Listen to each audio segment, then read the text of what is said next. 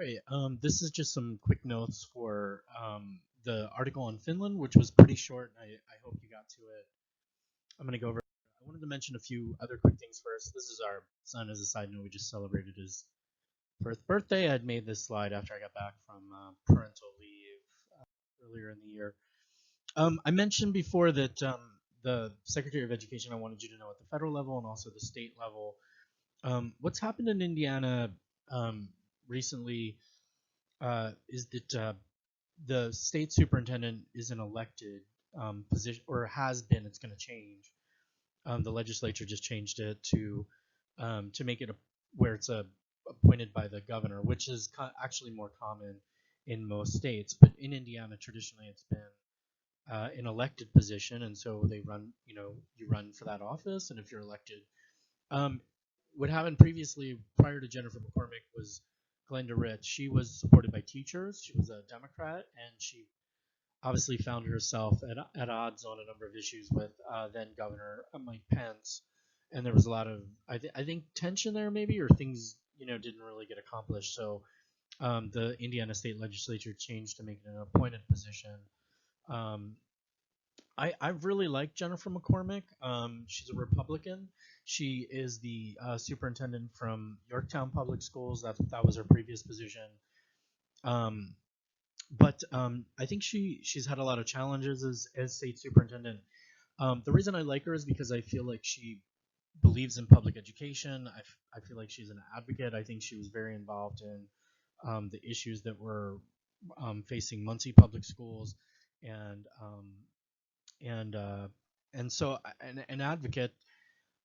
She's not going to run for re-election. I'm not sure exactly the entirety of the circumstances, but she has been a proponent of early childhood education. She's spoken out, raised issues about vouchers. Initially I wondered why more hadn't been done to regulate and rein in things like online charter schools.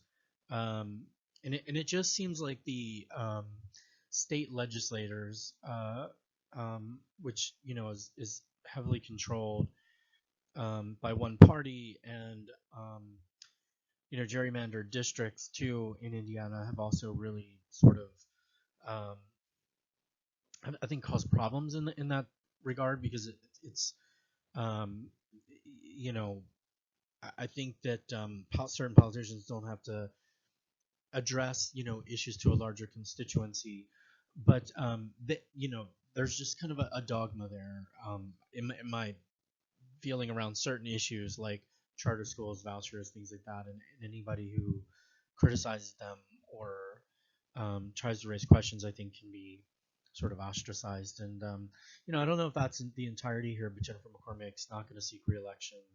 And then the next superintendent of public instruction will be appointed by the governor. So um, I think she'd make a really good superintendent for Muncie Public Schools, but I don't know if that's a possibility or not.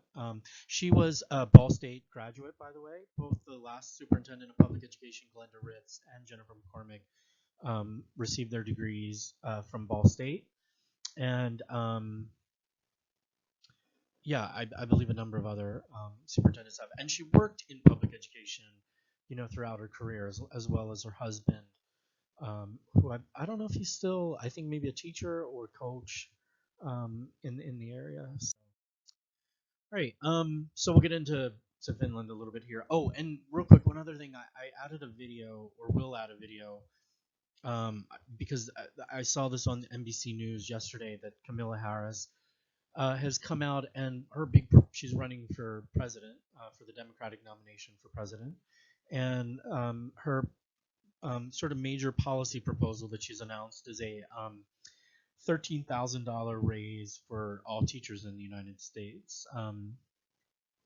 Forget, it would cost a few $1 billion. She's proposing to raise an estate tax, which has to do with inheritance, really wealthy people's inheritance, taxing that inheritance, and then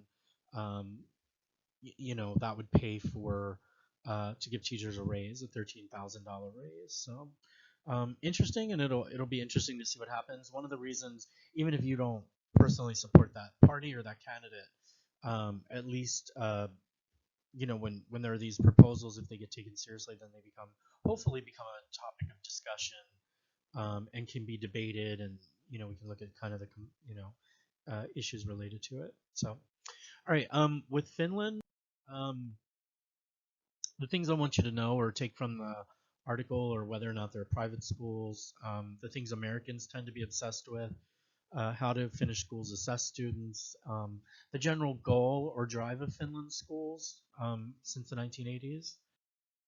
All right, and so essentially, to give you some background here, Finland's schools in the 1960s and 70s were, even by regional standards, other Scandinavian countries were poor. They had poor educational outcomes.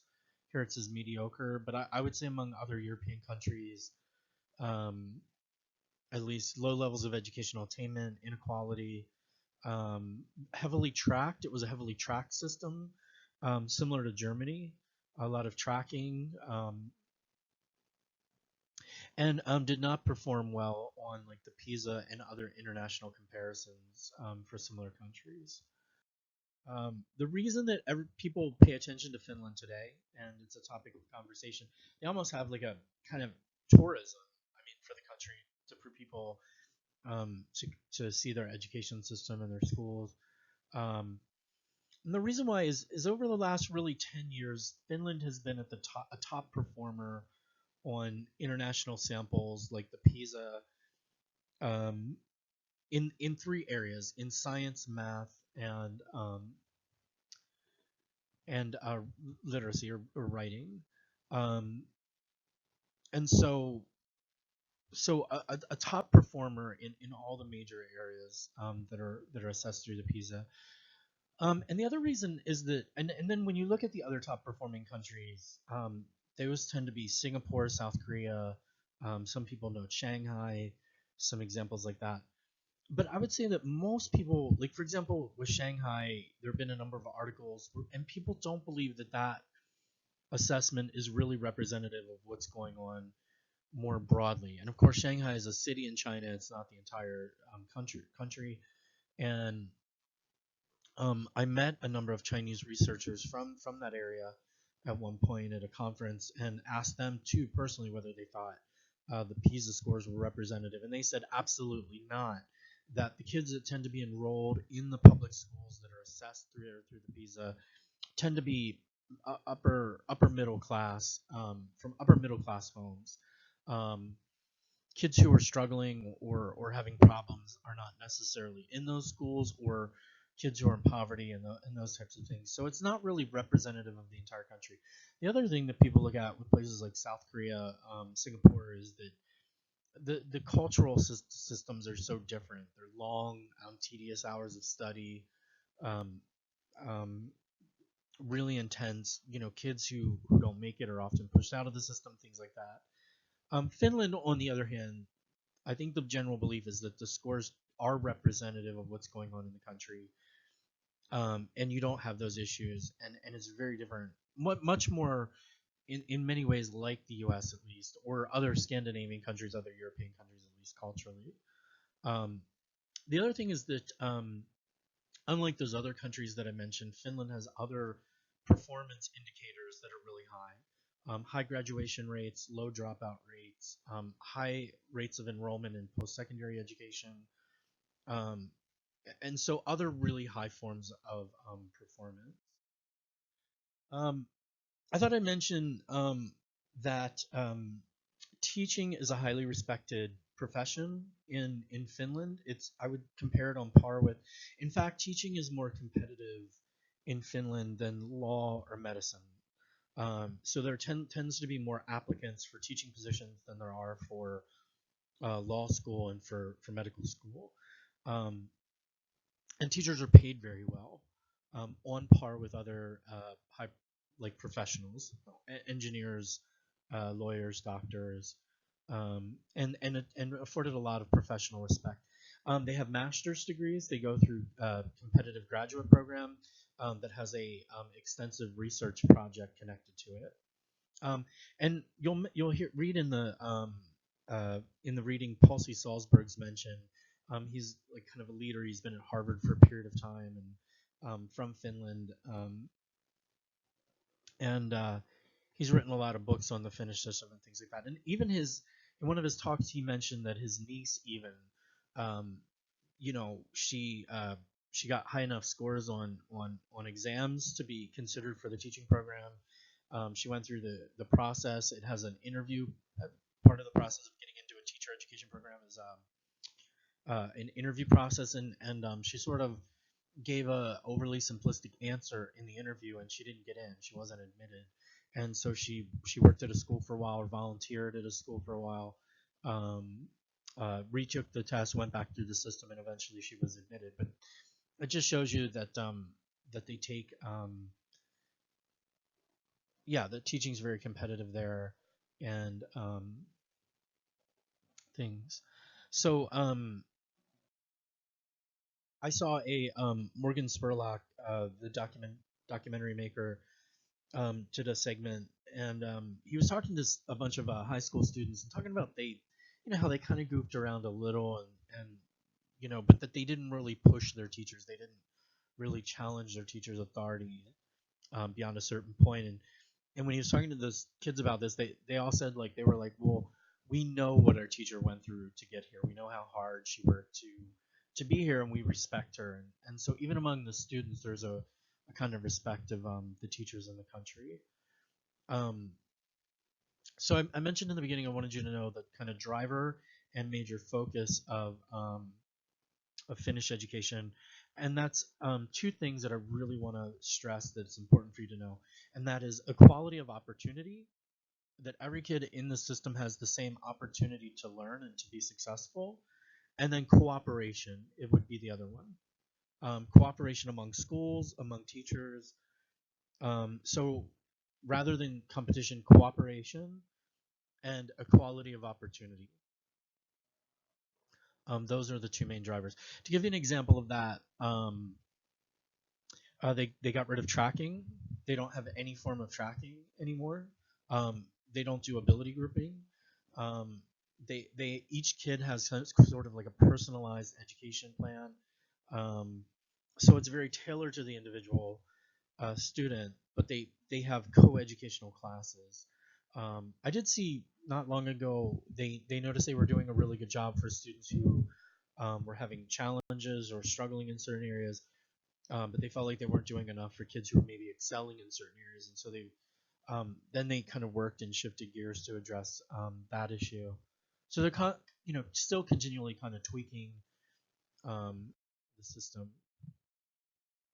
Sorry, I'm going to go through these three areas really quick, and I think we know the United States obviously has been heavily focused on testing as a form of accountability. Um, that's something else. As a quick side note, I'm going back to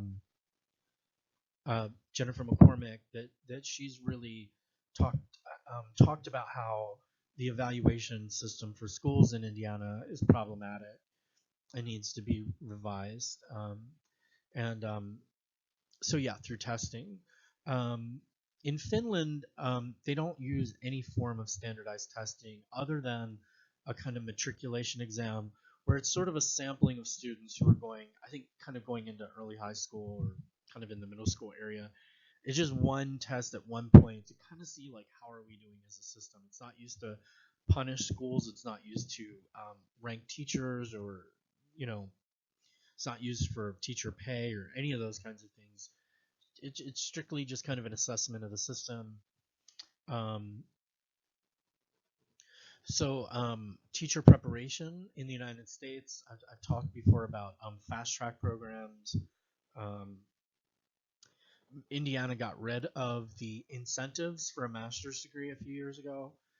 So there's no longer an emphasis on graduate education. In Finland, obviously, it's a very rigorous program with a focus on research and a master's degree. And then in terms of school choice in the United States, obviously we know the focus is on competition between schools. In Finland, it's not. All schools are basically the same.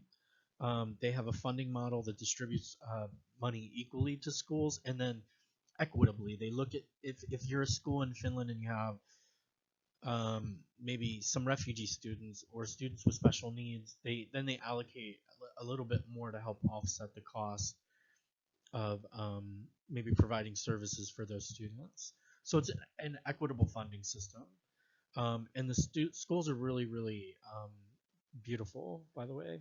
Um, Modern, clean, things like that. And going back to teacher preparation, I wanted to mention one of the things I really love um, about their system is that teachers teach for about 4 hours a day.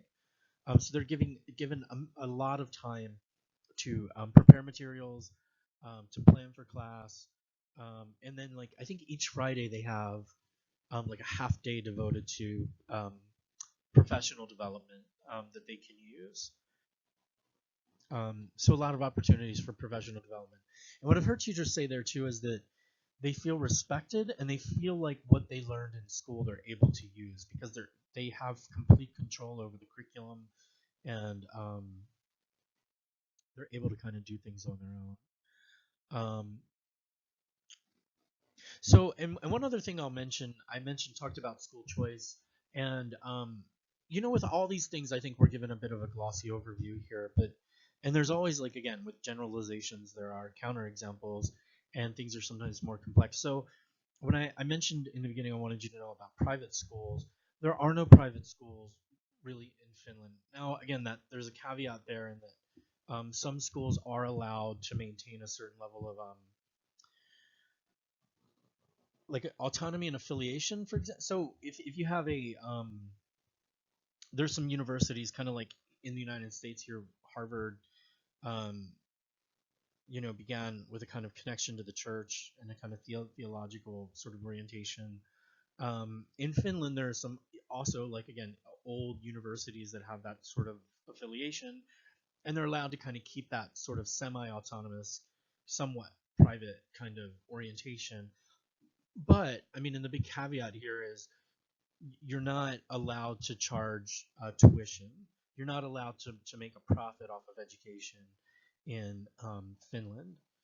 So all the funding, you know what I mean, again, is through sort of an equitable model, and you can't charge money.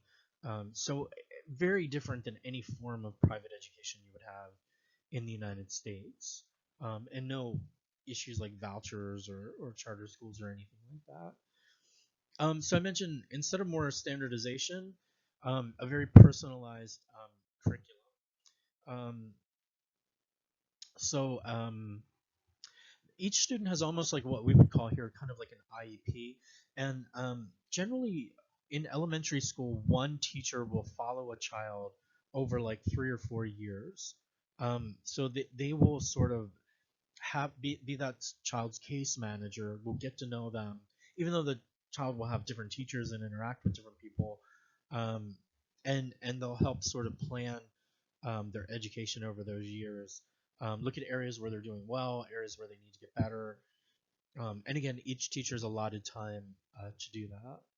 There's a lot of co-teaching there. They do a lot of especially in the early grades, they'll kind of co-teach lessons and work together. So you might have 3 or 4 teachers in a room, kind of working with different groups of kids, things like that. They instead of focusing on a narrow curriculum, they've broadened the curriculum. They have a really dynamic focus on the arts, on physical education. To give you another example of this, in Finland, I think basically all kids will have 3 languages, learn at least 3 languages by the end of elementary school, and then generally when they go on to high school, they learn a fourth. Um, so I think all the students there are basically multilingual, focus on the arts, theater, those types of things. Um, and again, I would say, with testing in the United States, it's set up in the situation is that the testing ends up dictating a lot of the curriculum. There, it would only be through teacher-made assessments the teacher would assess. So the teacher creates the curriculum and then develops a form of assessment that corresponds to that curriculum. And again, a major focus on trust and autonomy, to where teachers own the curriculum, um, have ownership. So a major focus on individuality, um, avoiding or not using deficit kind of thinking, guidance, advice, support. Um, Kids there have shorter school days. If you watch the video that I recommended that I posted, you'll kind of see that there's less of a focus on things like homework, less of a focus on the length of time kids are in school. But then it's again like it's kind of complicated. Kids there don't need to start school until they're 7, but again, there's a big sort of but there, and that's that students are given access to early childhood education um, from a very young age. So free early childhood education, and or tax funded, supported, state supported. And my understanding is that the vast majority of parents take advantage of that, and the kids start early childhood education in Finland pretty young. Um, So again, a high focus on trust. Schools are given autonomy. The government doesn't interfere or, um, for an example of this is that there are national standards in Finland, um, but I think it's like 2 to 3 pages. I mean, it's not. I think it kind of provides some level of guidance, but it doesn't. It's not prescriptive. It doesn't. You know what I mean? Force teachers to cover certain things at certain time periods. It's just a very rough kind of general guideline. Um, so I really like this idea that it's not about early on. There's not a focus on academic success. They don't measure children at all in the early grades. So in elementary school, they don't give grades. They just kind of look at where the students are doing. They do obviously focus again on where the kids are doing well, where they're performing well, where with what they need to work on. It's not that there aren't forms of evaluation, but there aren't grades. There aren't. It's not punitive. It's not about success or failure. It's about focus on learning and finding things you care about. I always think the grade discussion is really interesting. I think they really focus on again like a kind of fostering an internal motivation in school. And again, to give you an idea about the focus on student centered, being student centered, if you watch the video that I posted, they talk about how the kids help design at the school he's at. The students help design the playground at the school when when the architects come in. So again, equality has been the focus. And if you go back to our reading about equality, the shift from equality to excellence, I tried to argue was about individual competition, and here schools have focused more on equity and equality of opportunity. Um, Let me see. One of the things that I often ask students to discuss is whether or not they think uh, Finland is a model that could be used in the United States for reform. And I think most students know that, know things like, well, it wouldn't just take, I mean, policies, it would also take a shift in culture. And I think that's true. I think it would take a dynamic fit, kind of shift. I think some students are a little more pessimistic about anything like this ever happening in the United States. Some think it might be possible.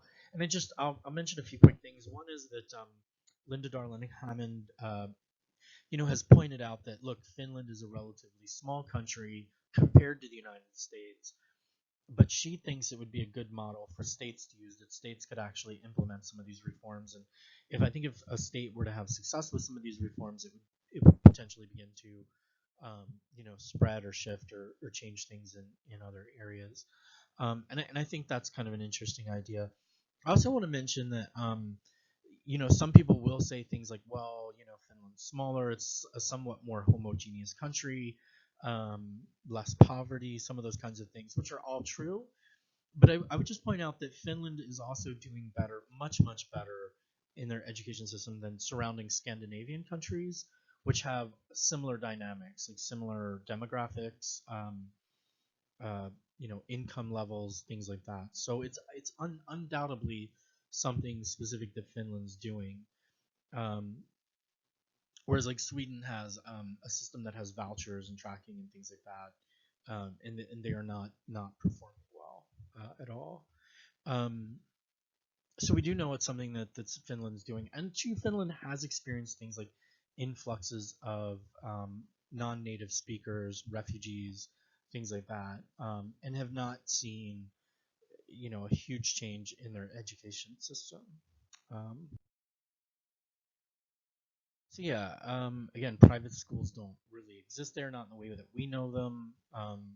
They have a lot of wraparound services for students who need them, school meals, healthcare, counseling, guidance, things like that. And I really like the quote sort of here at that more equity at home might be what the U.S. needs to be competitive abroad. Um, and I really like the other quote that I really like is accountability is what you're left with when responsibility has been subtracted. And I think in that quote, what they're trying to say is basically like we hold children accountable for things, you know what I mean? Because they're not developed, and so there's a big focus on accountability. But we expect, generally speaking, expect adults to be responsible, to take responsibility, or they're given responsibilities, and here, and I think that their system has really focused on that, instilling responsibility. All right, so I think I'm gonna wrap up here. Again, I think the video is kind of interesting if you get a chance to watch it. It's kind of good to see some of the um, schools. It is a bit of a exaggerated, it's for dramatic effect. The documentary is, and again, things are more nuanced. There are, again, elementary schools in Finland tend to be, again, non-competitive and things like that. But they are rigorous, and you do have a more competitive, rigorous, secondary education. Um, and there is complexity. They do have exams and things like that. It's complicated, and there are two schools that are doing really well in the United States. Um, I also like to mention Paul C. Salzberg is interviewed in the documentary video that I posted, and one of the things he says is that a lot of these ideas were originally yours, meaning the United States. And in his book, what he talks about is that a lot of the reforms that were implemented by Finland were really inspired by the progressive era in the United States and people like John Dewey and other progressive advocates. So that's why he feels like they borrowed a lot of the ideas from the United States. So, all right, hope this was somewhat helpful, and kind of I hope it was interesting.